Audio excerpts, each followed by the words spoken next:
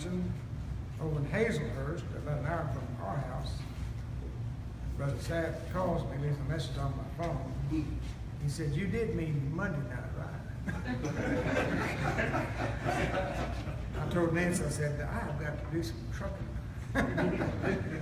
We had an hour drive home and then to drive all the way up here. So, but the Lord was with us. We made it fine. Right in. Nancy stayed home. She's not feeling very well. But we was over celebrating our 42nd anniversary today. So 42 years she's with me. I know she's only 45, but she's younger. She looks young. But we appreciate being able to be together for 42 years. Hope the Lord bless us with many more years. Amen. Amen. I appreciate Brother Sapp, and good to be with him and his good wife, Sister Frances. Glad they were up with us. I always enjoy being around them. They're good, godly people. And I'll tell you what, anytime you can be around godly people, that's a blessing, isn't it? Amen. The world's so full with ungodly people that being around godly people, you take it for what it is. Thank the good Lord that you're blessed to be able to do that. Tonight we're talking about why children become killers. And we're going to be looking at Cain and Abel tonight, and a variety of things that go along with that subject. Isn't it a shame that every time it seems like you turn on the TV or hear something on the radio or read something in the newspaper, some young person has killed another young person? You know, we live in a community of about 20,000. And since I've been there in the 3 years, there's been at least 6 killings. Young people killing each other. Others shooting each other, bringing harm to each other. And across our land, we're seeing this epidemic spread. And it touches almost everyone's life in some degree or another. And so there is a great problem, one we need to be aware of, and then we need to be aware of where that problem starts at and how we can resolve to do something about it to stop it. I believe it can be stopped. It's going to take a great effort on everyone's part in order to be able to accomplish that. But that effort starts with me. That effort starts with you. And we have to take individual responsibility as to the problems going on within our society, and then put a stop to it. Let me read you a few things, just some statistics that I found. These are easily attainable, but I think you need to be aware of them. It says that murder is the second leading cause of death among teenage children today in America. Second only to car accidents.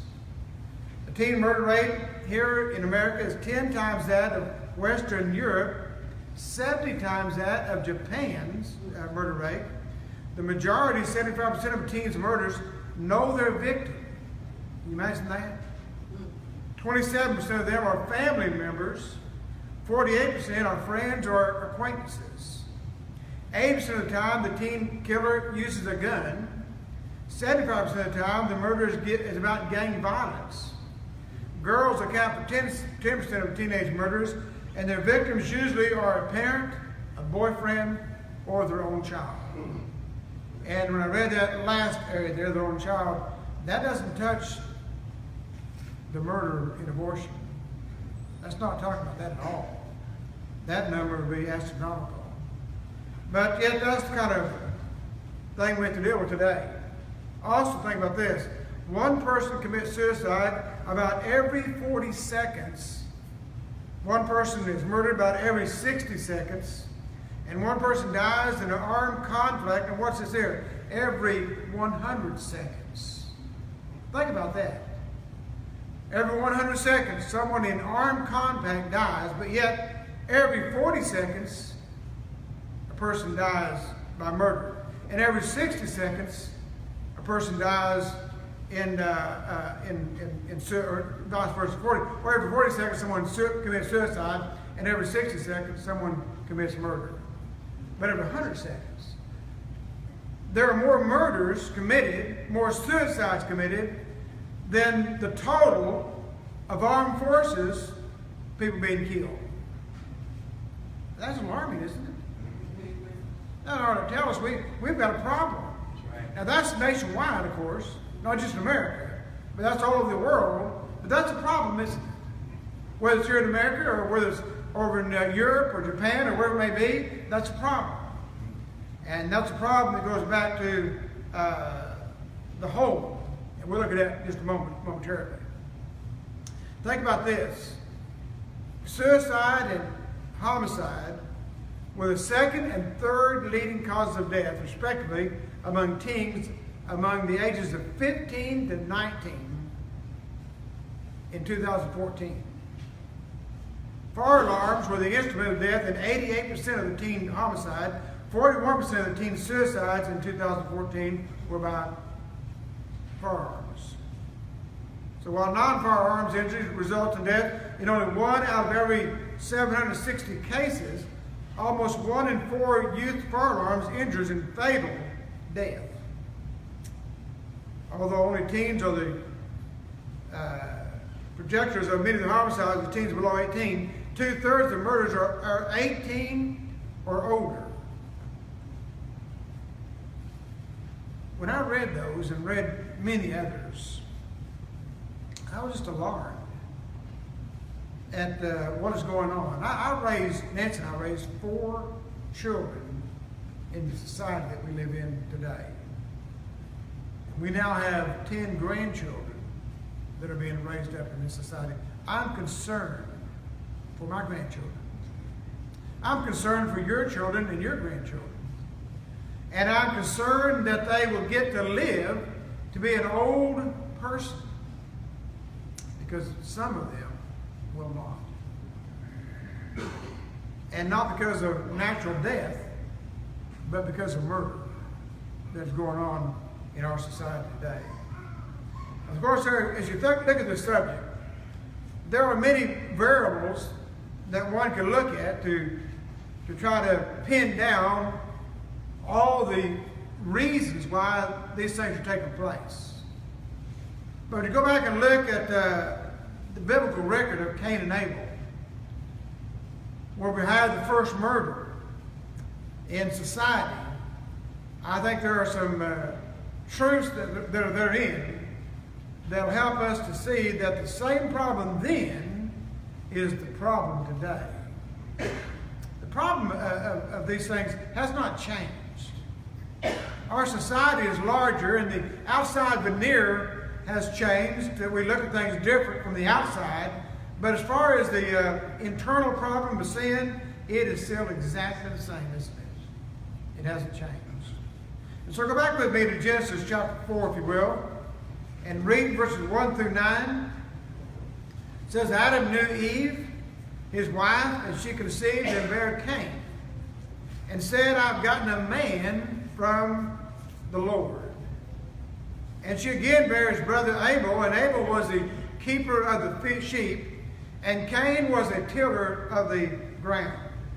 And it says in the process of time it came to pass that Cain brought forth the fruit of the ground, an offering unto the Lord, and Abel he also brought of the firstlings of his flock and the fat thereof, and the Lord had respect unto Abel and to his offering. But unto Cain and to his offering he had not respect. And Cain was very wroth, or mad, and his countenance fell. And the Lord said unto Cain, Why art thou wroth? Why is it that thy countenance is fallen? If thou doest well, shalt thou not be accepted? And if thou doest not well, sin lieth at the door. And unto thee shall be his device, and thou shalt rule over him. And Cain talked with Abel his brother, and it came to pass, when they were in the field, that Cain rose up against Abel his brother, and slew him. And the Lord said unto Cain, Where is Abel thy brother? And he said, I know not, am I my brother's keeper? Am I my brother's keeper? Boy, I preached a lot of sermons on that. Yes.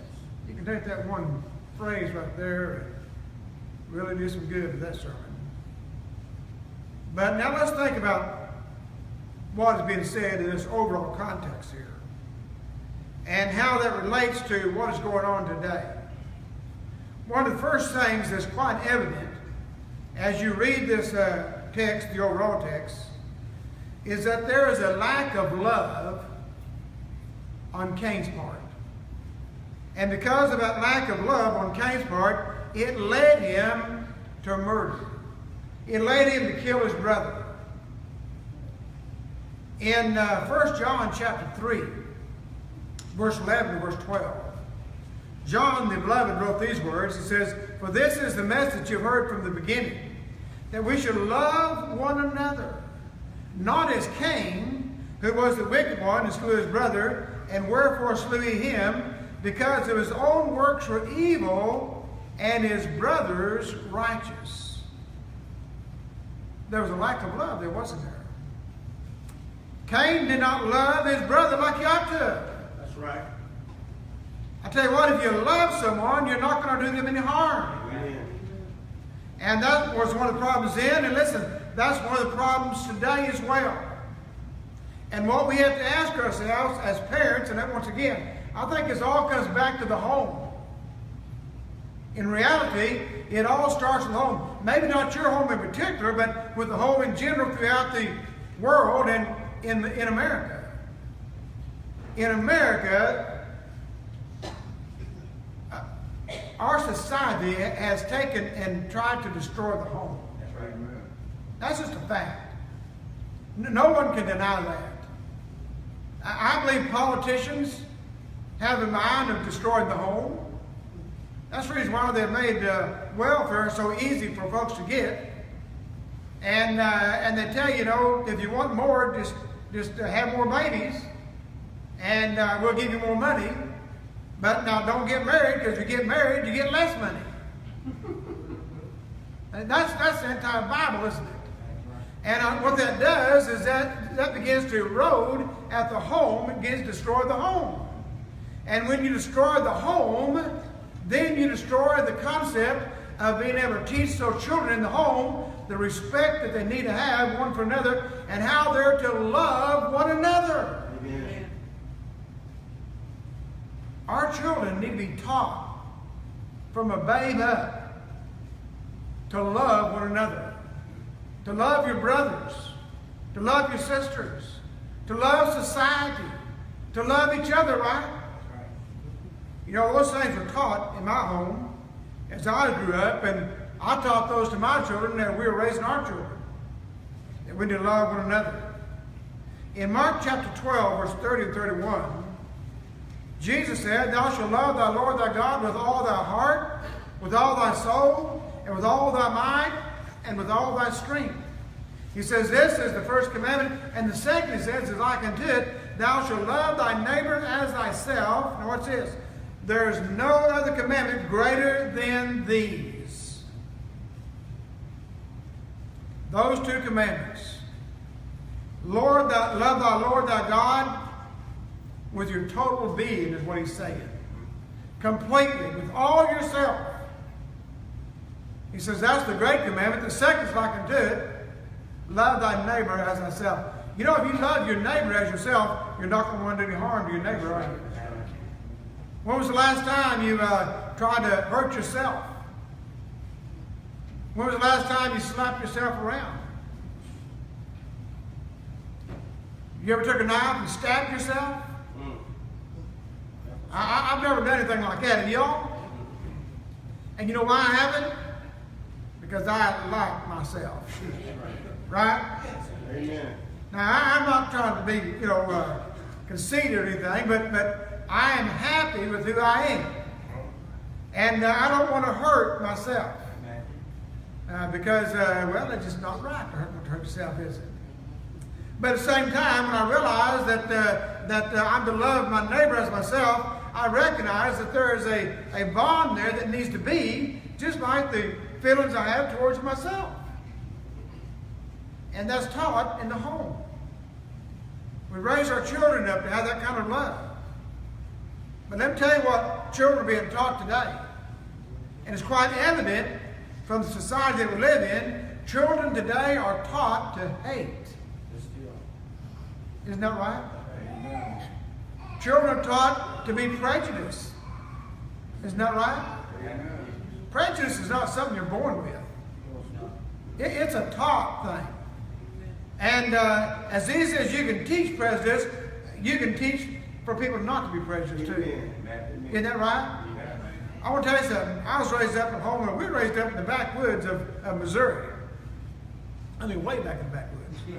We were so far back in the backwoods that they had to pump sunlight in just so we could see. I mean, that's back there, isn't it? On 2,000 acres of land, that's way back there.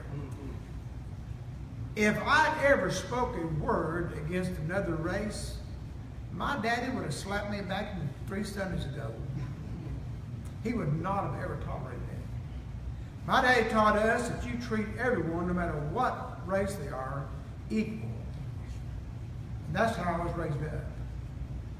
And because of that, I never looked at people any different. I look at everyone just the same. I've taught my children to do that same thing. They believe it the same way. They're now teaching their children to do that too. And I know you know what I'm talking about, right? It's what we teach them. If you teach them to hate at home, when they get away from home, they're going to hate too. That's right. That's right. We can't be teaching them that. We've got to teach people and our children to love each other. We need to be reminded as parents that we need to take control of our homes and start commanding our children. Amen. I'm the one that's in control of my home. And every parent ought to be in control of their home. That's right. Remember what God said about Abraham in Genesis 18, verse 19? He says, "For I know him, that he will," listen to this, "command his children and his household after him, and they shall keep the way of the Lord to do justice and judgment, that the Lord may bring upon Abraham that which he has spoken of him." He says, I know what Abraham will do. He will command his family. He will command his children. He'll command his household. We don't like that word too much today in our society, command. Yes.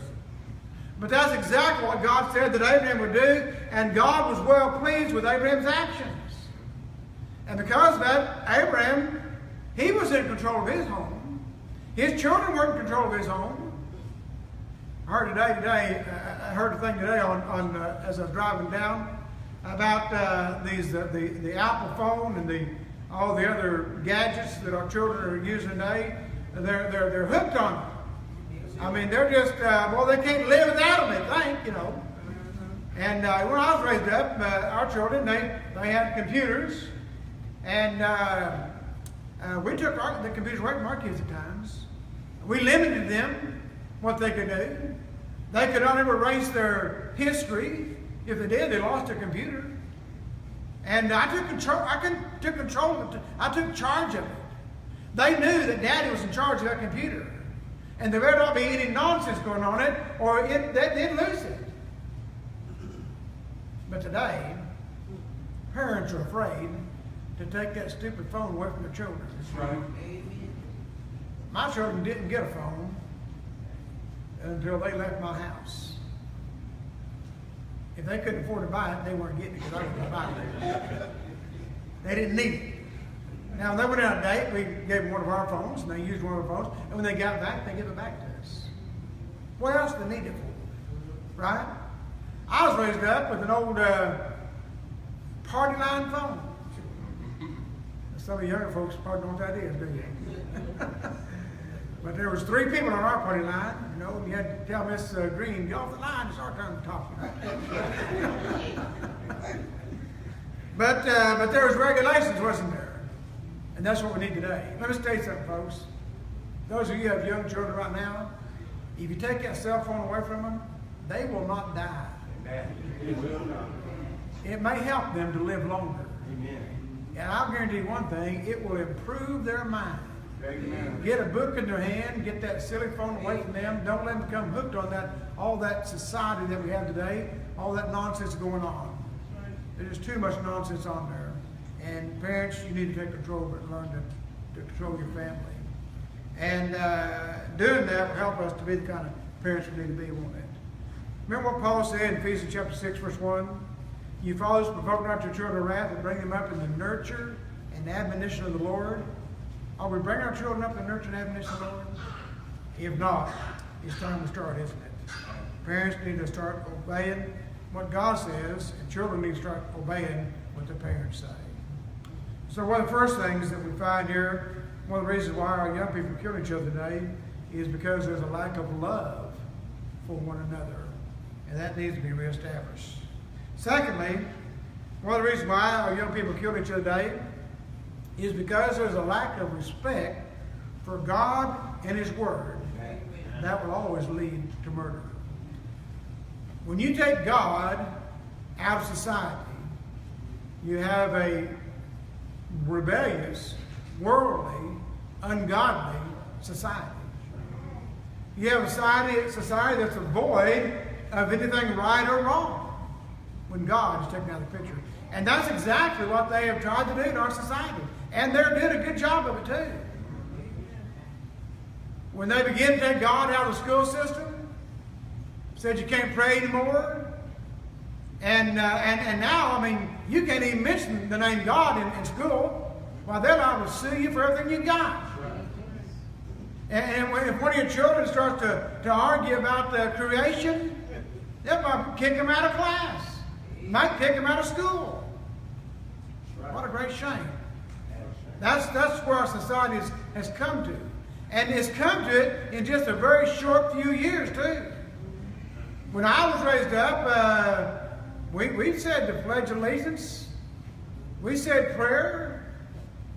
And we sang songs about Jesus. Different kinds of things during the year. We can't do it today, man. Things have changed today, haven't they? But God has been taken out of the picture. And when that happens, we're in for trouble. God told both Cain and Abel what it was they were to offer up for sacrifices. And here's the point of the text with Cain and Abel. In Hebrews chapter 11, verse 6, by faith Abel offered up unto God a more excellent sacrifice than Cain, by which he obtained witness that he was righteous, God testifying of his gifts, by it being dead yet speaketh. In Hebrews chapter 11, verse 6, the Hebrew writer says this, but without faith it is impossible to please him, for he that come to God must believe that he is, and that he is rewarded them who diligently seek him. And then, of course, you realize that Romans chapter 10, verse 17, so that faith cometh by hearing, and hearing by the word of God. We may not know exactly what God told Cain and Abel to offer. But we do know this. God gave them instructions because faith comes by hearing and hearing by the word of God. And Abel attained faith by doing what God said to do, right? Because of his faith, you see. So it was something, whatever caused him to have faith, it was what God told him to do. That's what he did. But on the other hand, Cain did not offer his up by faith. So Cain offered up that which he decided to offer up. He took up on his own and says, well, here I'll give God this. And it was not what God said to give. Amen. Because it wasn't by faith. And so what we have is, on one hand, Abel obeyed God, Cain disobeyed God, and that's exactly what the text reveals to us back in Genesis chapter 4, where it says this here, he talks to Cain. And the Lord said to Cain, why art thou wroth? Why is thy countenance fallen? He says, if thou doest well, that is this, if you had obeyed me, if you had obeyed my commandments, he says, if thou doest well, shalt thou not be accepted? Cain says, if you'd obeyed me, you'd have been accepted too. But it says, on the other hand, if thou doest not well, sin lieth at the door. There are consequences, Cain, for disobeying God. Amen. And because Cain disobeyed God, he left God out of the picture. He no longer had a love for God. He became a God unto himself. And decided that he would take revenge on his own accord. And so he went out and killed his brother.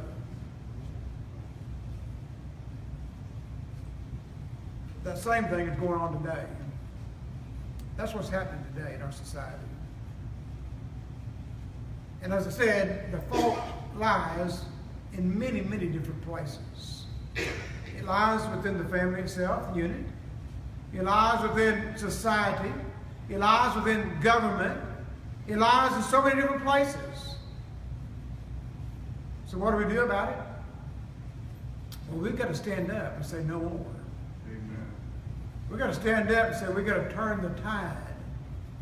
We've got to start doing something to help some of these young folks to realize that there's a better life than that. That's right. And we've got to do something to help them to understand that there is a God, that one day we're going to have to answer that God for all that we've done. Cain had to answer God, didn't he? Even though Cain thought, well, I'll do this on my own, it'll be all right. God came along and said, Cain, where's your brother? And Cain said, hey, I'm not my brother's keeper. I don't know where he's at. Cain knew exactly where he's at, so did God, didn't he? And Cain suffered consequences because of it. Abel obeyed. Cain's lack of faith led him to disobey. And God said this here, not everyone that says to me, Lord, Lord, shall enter the kingdom of heaven. But what's this here? He that doeth the will of my Father which is in heaven. Matthew chapter 7, verse 21. When a person has no respect for God's authority, it will lead him to disobedience, and disobedience often will lead one to do things that he never dreamed he would ever do. That's a fact. Sometimes, despite the parents' best raising, children still do what they ought not to do, don't they? I was raised up in a very godly home. My father was an elder in the church and a gospel preacher of sorts. He never preached any place but one place all his life, an old country congregation. But he was all they had. He did the best he could. And raised up 6 children, but his one child, that second the oldest child, he was a little bit ornery. And he was a little bit rebellious. He, being me, decided he knew more than Daddy. And it wasn't long until he got himself in a lot of trouble. Because he began to run around with people he ought not been running around with. He quit listening to Daddy's advice. And he began to experiment with drugs. And he began to experiment with alcohol and everything else he could put his hand on. And got to run around with a bike gang, a motorcycle gang. Got to carrying a pistol all the time on him. Got to having long hair halfway down his back. He was a mess. He was disowned by his mom and daddy. That was me. When I think back of all the things that took place, I saw some of my friends who got killed, shot. I saw others on drugs who jumped off buildings and died. Saw friends who drowned because of alcohol and drugs. Oh, it's a shame. A lot of them in prison. Most of them dead today. All because of rebellion against God. And every one of us could have changed our lives. Every one of us could have said, you know what, I want to know who God is, and there's got to be something better than this life. And there is. But I'll tell you something, while you're caught up in that kind of life, it's hard to see that there's anything better than that life. But I was thankful I had a good raising, and I finally woke up to myself and came back home and got my life back right like it ought to be. Amen. But there's so many thousands of others who have not done that. Somehow or another, you and I have got to wake up and realize that we can help lead them back to the right path. But we got to be serious about it. We got to realize where the problem's at. Got to realize this here, that one of the problems is this: they don't have God in their life. And if you don't have God in your life, there's all kinds of things that will take place. Amen. Murder being one of them.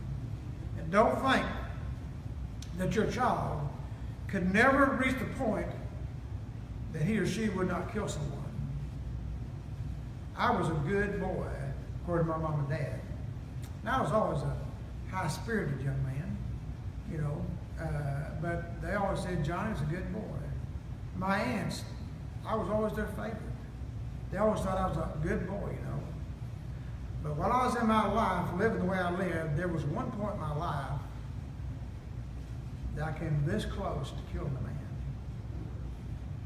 I'd have shot him dead if things hadn't changed in a New York second. And where would I have been then? That's right. That's right. And it could have happened Yeah. that quick. You get mad all of a sudden like that, and you lose control, and you don't think, and you do something stupid, and then you pay the consequences the rest of your life. Amen. It can happen. I know some people it's happened too. And I was lucky to be one of the ones that got out of that. But we need to help others get on that lifestyle too, don't we? Amen. Change their lives. Well, thirdly, Cain's envy led him to anger, and his anger led him to murder. Cain was envious of his brother. God was happy with Abel, but he was not pleased with Cain. And because of that, he became envious of him. John wrote this here in 1 John chapter 3, verse 11 through 12. This is the message we heard from the beginning. We already talked about this, that you love one another, not as Cain, the text says, who was the wicked one and slew his brother. Wherefore he slew him because his own works were evil and his brother's righteous. He was jealous, envious of what his brother had done, that God had looked upon him and he was pleased with him. Jealousy can be a tremendous factor Amen. in the things that we allow ourselves to do. When a person becomes jealous of someone else and you let that jealousy rage up inside you, That's right. it can cause you to become so angry that you just want to get somebody around the neck and strangle their neck. Amen. Right? Y'all ever been there? I know you have. We're all human, right? Yeah. There's very few people that have always had control of their anger. But some have, but I haven't been one of those. But I've worked on a long time to get the control of it. That's right. My wife says I've done a good job. But you know what? You become jealous of someone, and what do? You're in a rage, aren't you? That's right. You know, when we were Nancy and I we were younger, I'd be driving along, and there'd be a car pull up beside us, you know, and there'd be some guy in the car, and Nancy would be over looking at this, you know, and I'm thinking, get your eyes off that guy, you know. Well, I was jealous, you know. And she said, I ain't looking at him, I'm looking at the car. She loved those old cars. She was looking at the car too, you know. But still yet though, man, I tell you what, I said, man, don't be looking at some other guy, I'm your husband, you know. That's right. And there was jealousy there, wasn't there? That's right. I'm telling you something, that jealousy can get out of control, can't it? Yes, sir. And it can cause you to do some stupid things. That's right. And eventually it can cause you to kill someone if you're not careful, That's right. if you don't get it under control. And so we need to get things under control, don't we? And that was Cain's problem. He wasn't under control. Jealousy is the feeling of resentment, and jealousy towards another person because of his possessions or good qualities is dangerous, isn't it? I tell you what, we can't be jealous of anybody. Proverbs chapter 14, verse 30, the wise man said this, a sound heart is the life of flesh, but envy is the rottenness of the bones. Envy will get right down into your very bones. It's that idea of it's a rotten, isn't it? And it's destructive. It'll destroy you. James 4, verse 5 says, do you think the scripture said in vain, the spirit that dwelleth in us lusteth to envy? You can't be envious, can we? That old person that's there can become an envious person. And whatever it is that stands in our way of us being envious of them, right? It might be what they've got. It might be their wife, or well, it might be their husband. It might be a multitude of things, right? But don't let that spirit get out of you.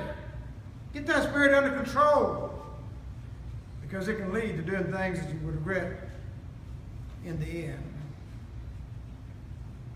Cain's envy led him to become angry and vengeance. James said this here, James 3, 13 through 16. It says, who is the wise man endued with knowledge among you? Let him show out of a good conversation his works with meekness of wisdom.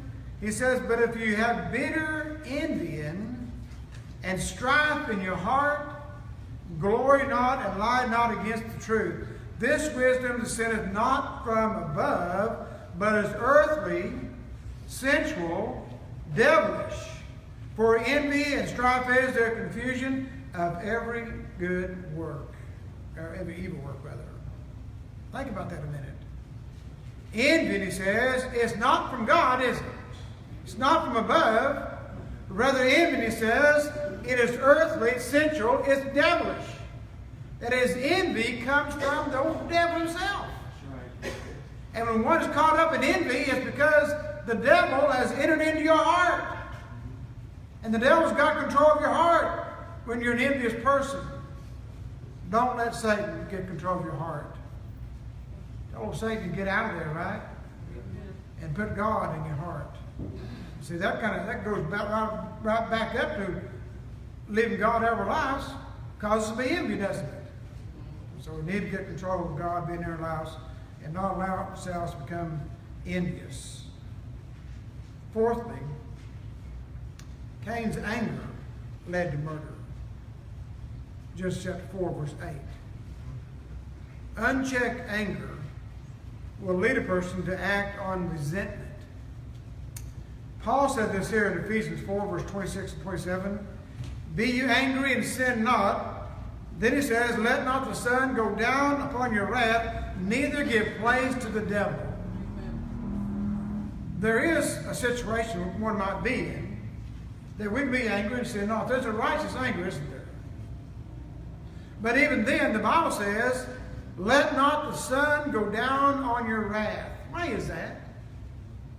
Have you ever thought about that? My dad taught me this. He said, son, before you go to bed, make sure that if you have anger against anyone, you take care of it before you go to bed. And the reason is because if you don't, you're going to wake up the next morning with anger on your heart. Right. Isn't that right?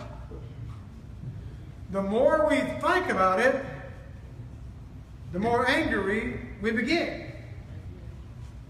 You know, but if you take care of it right then, here's what I found out over the years. Most things that I become angry about or upset about really were not all that big to begin with. And a lot of them were simply misunderstandings. For instance, I had a gentleman come to me yesterday. We sent food up to the children's home up in Valdosta, Georgia. And we gathered up a bunch through the months leading up to their coming. And then right before they come, we take a check out of the treasury, and we go to a warehouse place, and we spend about $300 and buy large quantities, gallon-sized cans, stuff like that. Well, the one brother's treasury, he pulled me aside. He says, John, have you heard of people being upset about us buying these large cans? And I said, I don't know what you're talking about, Well, he was upset about it. He said, somebody's starting a rumor about this here at the church. Going to, don't worry about it, It's not that big a deal. We'll find out what's going on. We'll come to find out. See, here's where you get yourself in trouble. If you begin to spread that nonsense, before long you're accusing someone. There's one of the things he asked me. He said, "Do you think it's sister so and so, or do you think it's other sister so and so?" I said, "Well, I don't know. It's either one of them, brother." But I said, "But it'll come out. Don't worry about it. It'll come to head. It's no big deal." Well, come to find out, it wasn't any of them. It was written on the paper that the children's home sent us to please be cautious about sending us large quantities because we had to separate them into different homes and we need smaller containers. It's quite innocent, you see. But it was getting out that one of the sisters had started a rumor and was being contrary about what was buying. Well, you see how that can get away, can't you? Wasn't that at all. But that's what happens most time, isn't it? Most time it's something innocent, and sometimes it's something that's misconstrued, twisted, and made into something it never was to begin with. That's right. Where if you just back away, it will take care of itself. Several years ago, I was called by a sister, and she said, "Brother so-and-so has said such and such to so-and-so." And she was in tears. And she says a few other things. Anyway, I said, well, listen, sister, I know who it is that said what they said to you. And I know who it is that said it about. And it just isn't true. But I said, I'll tell you what we'll do. Tonight, we'll settle it at church services. Tonight's a Wednesday night. So that night at church services, after services all over, I gathered all the people that were involved in this. And I took them into a room and I said, now listen, so-and-so, you said this to her. And you said it about him. And it's went through all of y'all others. And y'all need to sit there and work it out because what you're saying is a lie. And the brother here is to tell you what he said. And I got up and walked out of the room. I said, y'all work it out. Ain't none of my business. Well, my wife was sitting out in the foyer with another sister. And this other sister was sitting there talking to my wife. She says, what are they talking about back there? And my wife says, I don't know. She said, don't you know what your husband is doing? She said, my husband don't tell me everything. I don't need to know everything. She said, and you don't need to know it either. That's how things get started, isn't it? You just start going around. You get upset about something, and you tell somebody else, and they tell somebody else. Instead of taking care of the problem right then, it just mushrooms into this great big mountain, and before long, it is so large that it destroys people. That's how congregations get divided, and that's how people get angry with each other, and that's how people reach a point where they're boiling so mad that their anger is boiling over, that if they could, they'd just knock you in the head and kill you. Tell you the truth now. I'm telling it, brother. You know it's right, don't you? I've been preaching now for 40 years, and I know it's right. I've seen it many times. But I've also seen this, that if you'll take care of it when it starts, 9 times out of 10, it's easily resolved. Amen. And that's what my dad was always telling me. Don't go to bed angry.